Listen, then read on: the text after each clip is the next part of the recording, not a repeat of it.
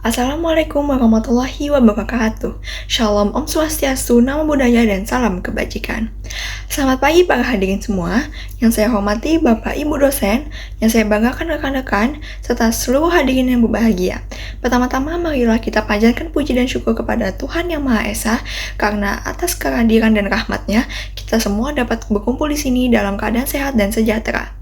Lalu saya ingin mengucapkan terima kasih yang sebanyak-banyaknya kepada para hadirin yang telah meluangkan waktunya pada pagi hari ini.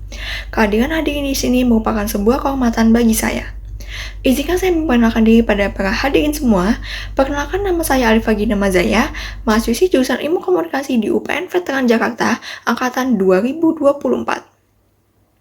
Dan pada kesempatan berharga ini, saya ingin menyampaikan pemikiran saya melalui pidato yang mengangkat isu tentang kesehatan mental dengan judul Tantangan Kesehatan Mental pada Kalangan Anak Muda di Era Digital. Dengan sangat antusias dan penuh semangat, saya harap apa yang akan saya sampaikan nanti dapat bermanfaat dan inspirasi bagi kita semua. Di era modern yang serba digital ini, tentu pada kegiatan sehari-hari kita seringkali menggunakan atau bahkan bergantung kepada perangkat digital, khususnya para generasi muda. Hampir semua anak muda memiliki handphone ataupun laptop untuk kebutuhan sehari-harinya, baik itu untuk mengerjakan suatu pekerjaan, mencari informasi di internet, atau bahkan untuk sekedar mencari hiburan saja. Salah satunya yang sering digunakan adalah media sosial. Kehadiran media sosial tampak seperti menjadi sebuah kebutuhan saat ini dan rasanya aneh jika kita tidak membuka media sosial dalam sehari saja. Media sosial memberikan banyak manfaat seperti menyediakan banyak informasi yang kita butuhkan dalam berbagai bidang, sebagai platform hiburan, berkomunikasi atau berinteraksi dengan sesama pengguna media sosial dari berbagai tempat lain. Namun rupanya, di sisi lain media sosial juga memberikan dampak negatif, salah satunya yakni berdampak pada kesehatan mental. Masih banyak yang tidak menyadari bahwa media sosial memberi pengaruh buruk terhadap kesehatan mental. Berdasarkan data dari Indonesia National Attention Mental Health Survey menunjukkan bahwa 1 dari 3 remaja Indonesia memiliki masalah kesehatan mental, sementara 1 dari 20 remaja Indonesia memiliki gangguan mental dalam 12 bulan terakhir. Dari jumlah tersebut, sekitar 2,45 juta remaja atau sekitar 5,5% mengalami gangguan mental. Gangguan cemas merupakan jenis gangguan mental yang paling umum terjadi di kalangan remaja. Dari penelitian ini, tidak dapat dipungkiri media sosial yang seharusnya menjadi sarana untuk berinteraksi dan berbagi cerita, seringkali justru menjadi sumber tekanan. Pada kesempatan ini, saya ingin mengajak kita semua untuk menyelami lebih dalam apa yang sebenarnya dialami oleh anak muda saat ini, apa saja tantangan teknologi digital terhadap kesehatan mental mereka, dan apa yang bisa kita lakukan untuk mendukung generasi muda agar dapat tumbuh dengan sehat, baik secara fisik maupun mental. Semua pertanyaan ini penting untuk kita jawab demi masa depan yang lebih baik bagi generasi penerus bangsa. Yang pertama adalah lonjakan penggunaan media sosial sehingga memicu perbandingan yang tidak sehat di kalangan remaja. Media sosial telah menjadi platform utama bagi penggunanya untuk mengekspresikan diri dan memamerkan aktivitas sehari-hari.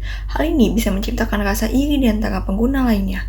Ketika seseorang melihat kehidupan orang lain yang tampak lebih baik atau lebih menarik di media sosial, perasaan iri dan tidak puas dengan diri sendiri dapat muncul, terutama di kalangan remaja dan orang dewasa muda yang merupakan pengguna aktif platform seperti Instagram dan TikTok. Rasa cemburu dan ketidakpuasan ini dapat mengganggu kesehatan mental mereka, menciptakan siklus negatif yang sulit untuk diputus. Selain itu, penggunaan media sosial yang berlebihan juga dapat menyebabkan isolasi sosial. Yang kedua adalah maraknya cyberbullying yang terjadi. Cyberbullying telah menjadi isu serius yang mempengaruhi kesehatan anak muda, terutama di Indonesia. Menurut data dari UNICEF, sekitar 45% remaja berusia 14-24 tahun di Indonesia pernah menjadi korban bullying.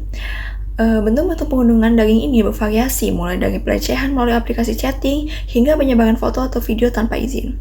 Dengan meningkatnya penggunaan media sosial, ancaman ini menjadi nyata dan dapat berdampak parah pada psikologis remaja.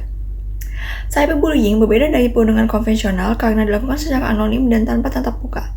Hal ini membuat pelaku merasa lebih berani untuk menyerang tanpa takut konsekuensi langsung. Bagi remaja yang masih dalam tahap pengembangan psikologis dan emosional, cyberbullying bisa menjadi pengalaman yang sangat merusak. Perasaan terisolasi dan rendah diri kerap muncul sebagai dampak dari perundungan daring. Remaja yang menjadi korban mungkin merasa malu, takut, atau bahkan tidak berharga karena komentar atau hinaan yang mereka terima di dunia maya. Dan yang terakhir, kecanduan digital dalam penggunaan media sosial. Kecanduan media sosial terjadi ketika seseorang merasa kesulitan untuk melepaskan diri dari platform online meskipun tahu bahwa penggunaan berlebihan dapat membawa dampak negatif. Remaja yang sedang dalam fase pencarian identitas seringkali terjebak dalam siklus ketergantungan terhadap media sosial untuk mencari pengakuan, perhatian, dan validasi dari orang lain. Salah satu faktor utama yang berkontribusi pada kecanduan ini adalah FOMO atau Fear of Missing Out, yaitu ketakutan akan ketinggalan informasi atau momen penting yang sedang tren di media sosial. Salah satu dampak utama dari kecanduan media sosial adalah berkurangnya kualitas interaksi sosial di dunia nyata. Ketika remaja menghabiskan lebih banyak waktu di depan layar, mereka cenderung jauh dari hubungan tatap muka dengan teman-teman, keluarga, atau orang-orang di sekitar mereka. Sosial. Dari 3 poin yang tadi sudah saya sampaikan, ini menunjukkan bahwa di era digital yang semakin maju ini, penggunaan media sosial di kalangan remaja telah mengalami lonjakan yang signifikan. Meskipun media sosial menawarkan berbagai manfaat seperti konektivitas dan akses informasi, dampak negatifnya terhadap kesehatan mental tidak dapat diabaikan. Fenomena membandingkan sosial yang tidak sehat, maraknya cyberbullying, dan kecanduan media sosial adalah beberapa isu utama yang dapat memperburuk kondisi psikologis anak muda. Oleh karena itu, sangat penting untuk memberikan edukasi kepada remaja tentang penggunaan media sosial yang sehat, serta meningkatkan kesadaran akan dampak negatif yang dapat timbul seperti dengan cara. Yang pertama adalah edukasi tentang penggunaan media sosial yang sehat. Edukasi ini mencakup pemahaman tentang bagaimana memilih konten yang positif, menghindari keterlibatan dalam kegiatan beresiko, dan memanfaatkan media sosial untuk hal yang produktif seperti belajar atau berinteraksi dengan teman secara positif.